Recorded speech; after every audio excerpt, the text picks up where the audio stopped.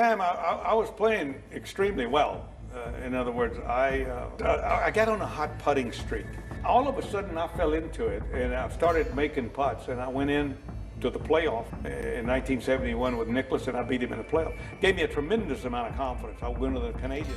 A legend was born on a humid Monday morning in 1971, but he wasn't supposed to be there. Lee Trevino, the chattering hustler from Texas public courses, stood on the first tee at Merion Golf Club, about to face Jack Nicklaus in an 18-hole playoff for the U.S. Open. The silence was crushing. This cathedral of old establishment golf, where Bobby Jones and Ben Hogan had written history, seemed built for men like Nicklaus, not for working-class jokers like Trevino. Nobody expected the Merry Mex to survive. Then he reached into his bag and pulled out a rubber snake. Before we dive into what happened next, if you love underdog stories where confidence crushes perfection, make sure you're subscribed. This is the greatest golf story ever told. Lee Trevino never belonged in places like Merion. Born into poverty in Garland, Texas, grew up in a 3-room shack with no plumbing, no electricity, and no father. His grandfather was a gravedigger. Trevino dropped out of school in 8th grade to work, scavenging golf balls that flew over the fence of the local country club. He learned the game not in junior academies, but on public courses where matches were played for cash, and losing meant going hungry. He famously said, "You don't know what pressure is until you've played for $5 a hole with only $2 in your pocket." During his hustling years at Tennyson Park and Horizon Hills, Trevino became a legend for his ability to win under absurd conditions. When opponents stopped betting against him with regular clubs, handicapped himself with a taped-up 32-ounce Dr. Pepper bottle. He would throw the ball up, hit it like a baseball bat, put croquet style with the bottle's neck. He played with that bottle for 3 years and never lost a match. This was a man who viewed golf not as a solemn ritual, as survival and entertainment combined. These hustling matches were Trevino's true education. While Nicklaus was learning course management at exclusive clubs under professional instruction, Trevino was learning something far more valuable: how to win when losing meant genuine hardship. He developed an ability to perform under pressure that no country club could teach. Every shot on those Texas public courses carried real weight. Miss a putt, lose your gas money, hit into the water, explain to your wife why there's no grocery money. This crucible forged a mental toughness that would prove invaluable at Merion. Trevino wasn't just playing for a trophy, he was playing the only way he knew how, like his life depended on it. By contrast, Jack Nicklaus was golf royalty. The Golden Bear had already won 2 U.S. Opens by 1971 and was dominating the sport with machine-like precision. He hit towering shots that stopped softly on the hardest greens. Psychologically, he was a fortress, playing in complete silence, analyzing every variable with computer efficiency. He existed in a bubble of concentration, so intense it was often called a cocoon. For Nicklaus, golf was serious business requiring total emotional control. The contrast between these two men represented more than just different playing styles. It was a collision of two Americas, the country club versus the public park,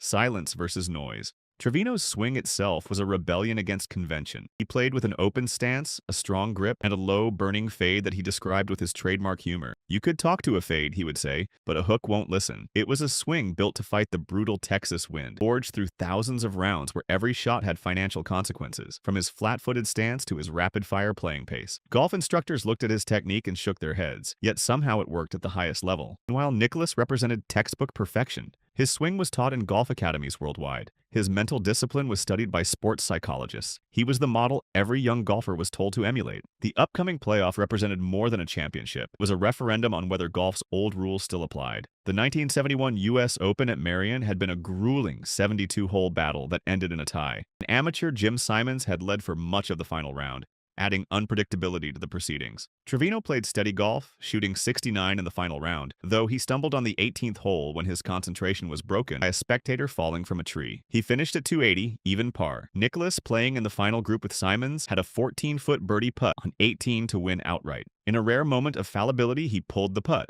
The playoff was set. What made this matchup particularly interesting was the psychological dynamic between the two players. Earlier that year, Nicklaus had publicly mused that he hoped Trevino never finds out how good he is. Later that spring, after Trevino had skipped the Masters, a tournament he disliked because the course setup favored high-ball hitters like Nicklaus, Jack pulled him aside. He told Trevino directly, "You just don't know how good you are. You can win anywhere." This validation from the best player in the world filled Trevino with new confidence. He realized his unorthodox game wasn't a liability, but a weapon that even the Golden Bear respected.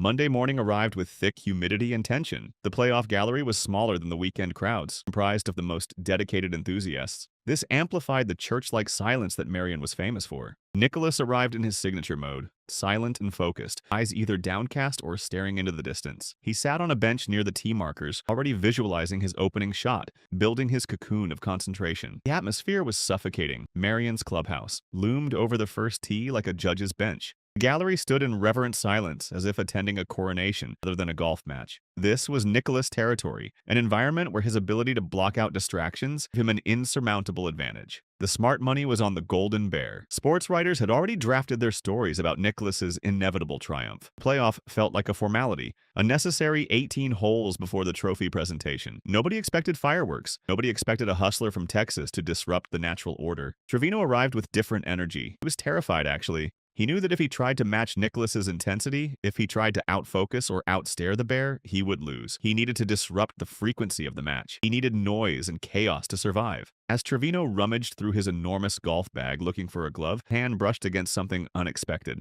It was a rubber snake about 3 feet long that his daughter had bought during a visit to the Fort Worth Zoo 2 months earlier. Trevino had tossed it in his bag and forgotten about it. Earlier in the week, a wire service photographer had asked him to pose with it, how high the Merion rough was that it could hide a snake. After the photo, the toy went back into the bag. Now, standing on the first tee with the weight of a U.S. Open playoff bearing down, Trevino's instincts took over. He pulled out the snake. Popular myth claims Trevino threw the snake at Nicklaus aggressively, trying to startle him. But the truth was more collaborative. Nicklaus saw him take it out and asked him to throw it over. Trevino obliged, tossing the rubber reptile across the teeing ground. It landed near the Golden Bear. The reaction was immediate and explosive. A woman in the gallery, caught off guard by a 3-foot snake flying through the air, screamed. The crowd gasped. Then something extraordinary happened. Nicklaus looked at the snake, picked it up, and laughed. A genuine, hearty laugh. He inspected the toy, grinning at the absurdity, and tossed it back to Trevino. In that singular moment, the entire playoff shifted. Trevino had shattered the suffocating atmosphere that Nicklaus thrived in. He had dragged the Golden Bear out of his cocoon and into the playground. By making Nicklaus laugh, Trevino humanized the monument. He wasn't playing a statue anymore. He was playing a guy who laughed at rubber snakes. Trevino later admitted his motivation was as much about calming his own nerves as disrupting Nicklaus. "I need all the help I can get," joked to the crowd. Snake was psychological warfare disguised as a prank, a hustler's trick elevated to championship golf. With the laughter fading, the match began. The scorecard would quickly reveal the opening was anything but predictable. On the first hole, Trevino played poorly, still buzzing from the adrenaline of the moment. He made bogey. Nicklaus, seemingly channeling his amusement into focus, birdied the opening hole. The gap was immediately 2 strokes. The narrative seemed to be correcting itself. Clown had his fun, but now the champion was at work. When Jack Nicklaus took a lead in a major, he rarely gave it back, but the turning point came immediately. On the par 5 second hole, Nicklaus found a greenside bunker. For a player of his caliber, this should have been routine. However, the sand at Merion was heavy and the greens were slick. Nicklaus left his first bunker shot in the sand. He failed to save par, making bogey. On the 3rd hole, the nightmare repeated. Nicklaus again found a bunker. Again, he left his first shot in the sand. Error compounded into a double bogey. In just 30 minutes, Nicklaus had gone from 1 stroke ahead to 2 strokes behind. Invincibility was cracked. These bunker disasters were uncharacteristic, suggesting that perhaps the rhythm of the match, disrupted by the snake and Trevino's ceaseless chatter, was affecting the Bears' usually ironclad focus. As the match progressed through the front 9, a new element entered the battle. A violent thunderstorm rolled over the course, halting play on the 6th hole for approximately 1 hour. This weather delay would prove critical. Golf conditions often favor specific ball flights. Nicklaus was a high ball hitter who launched towering shots that relied on height to stop on firm greens. Trevino hit low, line drive fades that relied on run. Normally, wet conditions hurt a low ball hitter because the ball won't roll, but Merion's greens were small and firm. During the delay, Trevino realized the rain was a gift. Had it not rained, I would not have won that playoff, he later admitted. His internal monologue during the delay was frantic and hopeful. "Keep it up, baby, keep it up. Now my low ball's going to stop." The rain softened the greens just enough that Trevino could fire his low irons directly at flagsticks. They would check and stop. It neutralized Nicklaus's height advantage. When play resumed, Trevino felt the course had tilted in his favor. Holding a lead against Jack Nicklaus on the back 9 of a major is one of sports' most difficult tasks. Nicklaus was famous for charges where he would birdie multiple holes in succession, crush opponents' spirits. On the par 4 11th hole, Nicklaus made his move, birdieing to cut Trevino's lead to 1 stroke. The crowd sensed the shift. The bear was waking up. The response from Trevino on the 12th hole is the competitive climax of this story. Facing a treacherous downhill birdie putt of about 25 feet, Trevino stood over the ball with his Wilson putter. In a moment of supreme clutch performance, he rolled the putt into the center of the cup. "That's the best I got, baby," he reportedly said. The birdie restored his two-stroke cushion immediately after Nicklaus applied pressure. It was a psychological backbreaker that, a clear message, I am not Jim Simons. I am not going to fold. Trevino continued applying pressure, birdieing the 15th hole to extend his lead to 3 strokes, with only 3 holes remaining. Throughout this entire stretch, Trevino never stopped talking. He chatted with his caddy, with police officers guarding the ropes, and even with Nicklaus himself. "You can talk to a fade, but a hook won't listen," he quipped, delivering one of golf's most famous lines. This constant verbal energy was Trevino's pressure release valve. If he stopped talking, he might start thinking about the magnitude of the moment. So he kept the air filled with noise, preventing Merion's silence from crushing him. The walk up the 18th fairway was a victory lap. Nicklaus, defeated, could only watch as Trevino navigated the final hole, the ease of a Sunday morning round. Trevino tapped in for par to shoot 2 under par, a 68. Nicklaus finished with 71. Margin was 3 strokes, but the dominance felt greater.